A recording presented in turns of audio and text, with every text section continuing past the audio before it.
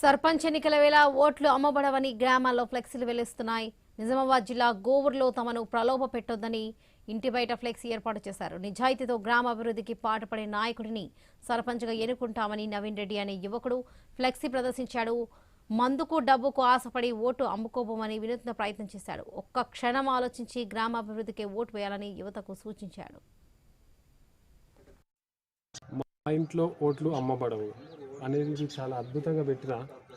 ఎందుకంటే చాలామంది యువకులు పెద్ద మనుషులు అంటే చెప్పకుండా తెలియకుండా ఏదో మా పాత నాయకులు కొత్త నాయకులు అనే దృక్పథంతో వేస్తారు. కానీ ముఖ్యంగా యువకులకు ఉద్దేశం కావాలనే ఉద్దేశంతో నేను ఈ ఫ్లెక్సీ పెట్టడం జరిగింది. మీ 5 సంవత్సరాల భవిష్యత్తుని కేవలం 65 పైసలకు మాత్రం అమ్ముకుంటున్నాను.